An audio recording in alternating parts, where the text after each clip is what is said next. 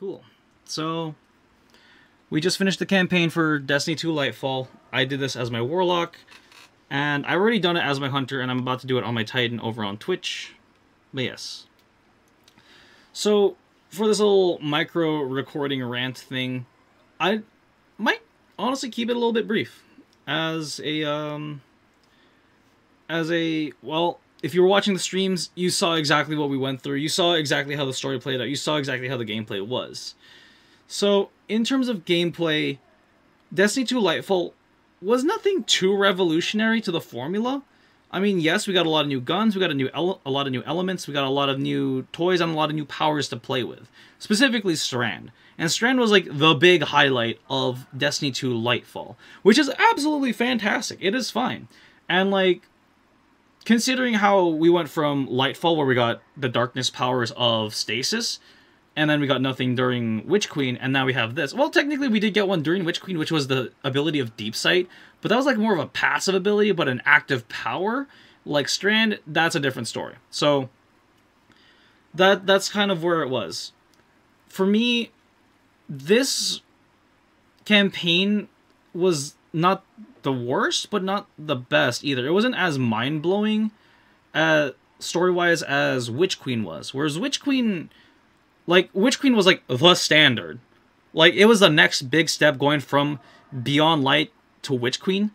And then I understand that Lightfall did suffer from Twilight Syndrome, and what I mean by this is it's split between Part 1 and Part 2.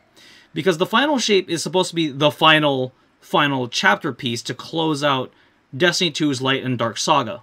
100%. However, using this one as a stepping stone as this one as Avengers Part 1? I mean, I guess.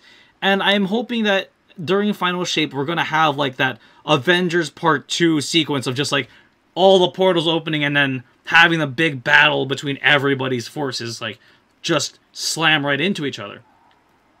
That makes sense. Like, I can understand that, but it's the fact that it comes back to what I said earlier about Destiny and how we had a lot of drip feed content, where the story did feel a bit rushed. It felt a little lackluster. Now, what was cool about this is it evoked like a lot of cool 80s nostalgia, very like Karate Kid type vibes, especially during that Strand training montage that we had, and then just getting to meet the Cloud Striders. Now, every Destiny expansion I always look forward to because we get a new piece of environment that we can look upon, that we can travel to and just explore. So, back in Destiny 1, for me, I loved Rise of Iron because I loved the Plaguelands. I was really into Mad Max at the time, so getting a place like the Plaguelands was absolutely fantastic for me as a new playground. And then you had all the in-world arenas to mess around with, you know. You had the Archon's Forge to play around. Then you had the new raid, Wrath of the Machine. That was a lot of fun. So, Lightfall came with with a raid as well, alongside the 3 mini DLCs for the seasonal content, which honestly is still a solid way of handling the in-betweens of, like, you have the big expansion drop and then you have micro DLCs that kind of fill in between. And like that's always a big issue in any MMO that you play. Lightfall managed to master that, but however, we as the fan base have become used to that formula, and it got stale because of the whole 8-week process. Now, there is the whole Season of Defiance and currently Season of the Deep that is playing at the time of this recording, at the time of this stream. Because, like, next week after Solstice is done, we're gonna get the next season already, because because the final shape comes out in, like, the fall. So we're like on the last, like, we're just like on the ticking time. So a lot of players are facing a lot of burnout at this point in the juncture of the DLC. However, at the time of this release, I do understand a lot of people's gripes, again, about the story, where it felt a lot of rushed. I feel like we could have gotten a lot more time with Rohan, in more than just an 8-hour campaign, and I know he still has a lot of stuff in the post-campaign. Let's see. Yeah, so for this one, I know Zavala, Ikora, the Queen, and Elsie were sidelined because they were stuck in the Helm during the battle on top of Earth. So while that was happening, we came back and then we started doing all our stuff. So that's kind of where all things tied up. So story-wise, like I said, it's no Curse of Osiris. Curse of Osiris was... What? Curse of Osiris was a bad deal. Yeah, I guess we could object. Objectively, the community agrees Curse of Osiris was like a bad DLC. This one is no Curse of Osiris bad. It's more on the level of Shadowkeep, where Shadowkeep had a lot more of like the story element of just like, alright, we're building up and we're going to start rolling in like, hey, so this was happening right here the whole time. Surprise kind of vibe. That's kind of what was happening here, where it gave us the epic powers, but why? It's, like, I do understand what a lot of like major figures in the Destiny community have been saying of like, oh no, we should focus more on Strand. You know, Strand is the answer. It's like, I mean, I guess, but also not really. So, from what Osiris said earlier of like Strand being like the psychological subconsciousness that connects everyone and weaves everything together, that makes sense. And that makes sense as to like how we're going to use that power against the Witness. And after we now know of what happened in the lore of the Witness and why, I get it. It makes sense. But also, I get where a lot of people are complaining about the story and just like how we were missing that big like, oh shit moment. You know, we're missing that big like, I see kind of moment. So it was lacking in that department for sure, but when you're in a game and a game has this long of time development to go through, it's hard, and you have to think like 3 steps ahead, and without like having at least like a year off to break, there is challenge like that. You know, it's hard for the writing teams to be able to fill in those blanks, and then you have every other department to work with too. Like, not only do you have the writing department, you have the graphics department, you have the UI department, you have everyone playing together, working together to be able to give an experience. Now, things I will say that were fantastic during this: the cinematic cutscenes, always amazing. The gameplay, the environment design, the music, the sound.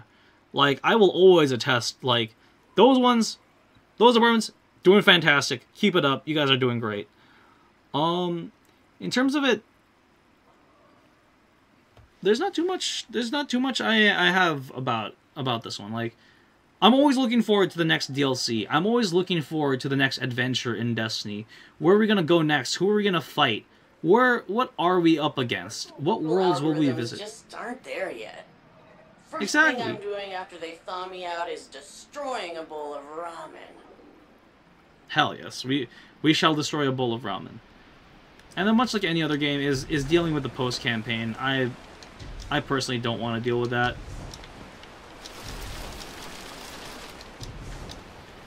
But regardless, I can still feel the amount of love and care that the Bungie team is putting into this game. And that's the part that matters most to me, is that, like, even though people are always saying like, oh yeah, Bungie's giving up on Destiny, it is and it isn't. It is and it isn't. Because when you're a big company, you do need to work on all the projects that you have. Even me alone, as a YouTuber, content creator, Twitch streamer, what have you, I need to like jump between multiple projects at the same time, and it's hard for me to like even just be able to focus on just one project versus having like multiple like projects at the same time. It will pull resources away. It will pull time away from completing one thing or another. And just like how between Halo Reach to Destiny, I can understand that. But when Bungie passed the torch to 343 during that time era, they did the best they could with what team they had.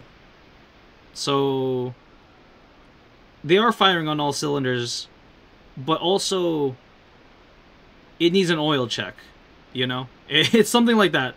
I guess that's the best analogy I can make of, like, the state of Destiny and just Lightfall in general, and just like the concept of Lightfall. Overall, I would give Lightfall a 7.5 out of 10 rating as a whole.